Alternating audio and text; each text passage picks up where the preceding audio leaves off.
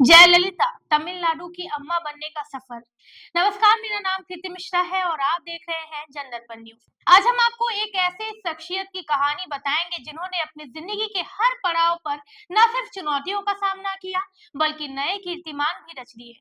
ये कहानी है तमिलनाडु की राजनीति की अम्मा यानी जयललिता की। उनकी जिंदगी किसी फिल्मी कहानी से कम नहीं है। जानिए कैसे एक स्कूल टॉपर और सुपरस्टार अभिनेत्री से लेकर वो 6 बार मुख्यमंत्री बनने तक का सफर तय कर पाई। जयललिता कौन थी और उनका प्रारंभिक जीवन कैसे शुरू हुआ? जयललिता का जन्म 24 फरवरी 1948 को कर्नाटक के मैसूर में जयराम और बदवल्ली के घर में हुआ था। जब वो मात्र 2 साल की थी, उनके पिता का निधन हो गया था। आर्थिक तंगी के चलते उनकी मां ने चेन्नई में अपने अभिनय करियर की शुरुआत की और यहीं से जयललिता का जीवन बदल गया। उन्हें बचपन में अम्मू कहकर बुलाया जाता था। उनकी पढ़ाई चेन्नई के चर्च पार्क कॉन्वेंट स्कूल में हुई, जहां उन्होंने 10वीं में राज्य टॉप किया। जयललिता वकील बनना चाहती थी, लेकिन परिस्थितियों ने उन्हें फिल्मों की ओर मोड़ दिया। अब बात करते हैं कि जयललिता का फिल्मी करियर कब और कैसे शुरू हुआ।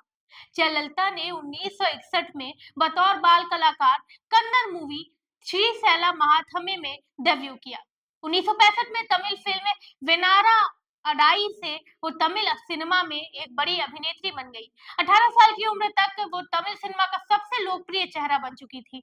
जयललिता ने तमिल, तेलुगु, कन्नड़, मलयालम और हिंदी मिलाकर 140 से अधिक फिल्मों में काम किया। एमजीआर और शिवाजी गणेशन जैसे दिग्गज अभिनेताओं के साथ उनकी जोड़ी बेहद चर्चित रही।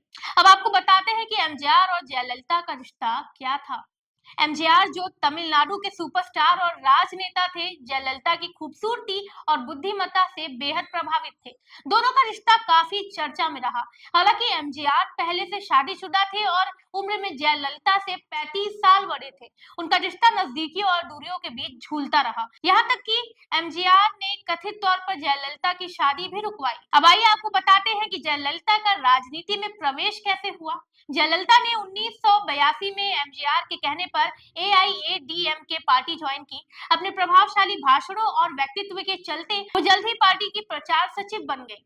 1984 में वो राज्यसभा सदस्य चुनी गई और 1987 में एमजीआर के निधन के बाद जयललिता ने पार्टी की कमान संभाली और 1989 में एआईएडीएमके की सुप्रीमो बन गई। जयललिता का मुख्यमंत्री बनने का सफर कैसा रहा?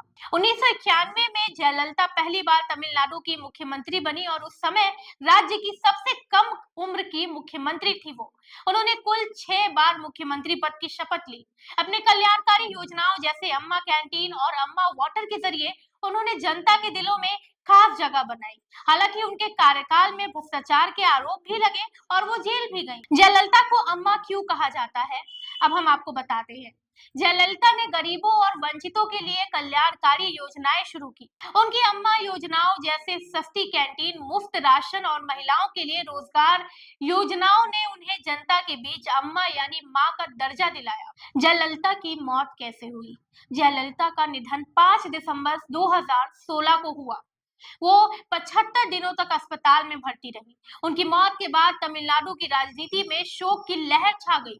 उनके समर्थकों ने उन्हें देवी की तरह पूजा और उनकी छवि आज भी अजय और प्रेरणादायक मानी जाती है। जयललिता ने हर मुश्किल परिस्थिति का डट कर सामना किया। उन्होंने मर्दों के वर्चस्व वाली राजनीति में अपनी जगह बनाई और अपने शासन में कई ऐतिहासिक बदलाव किए। उनकी जिंदगी ये साबित करती है कि अगर जज्बा हो तो कोई भी चुनौती बड़ी नहीं होती। हमारे द्वारा दी गई इन्फॉर्मेशन आपको कैसी लगी, कमेंट करके जरूर बताएं और देखते रहें जनदर्पण न्यूज। धन्यवाद।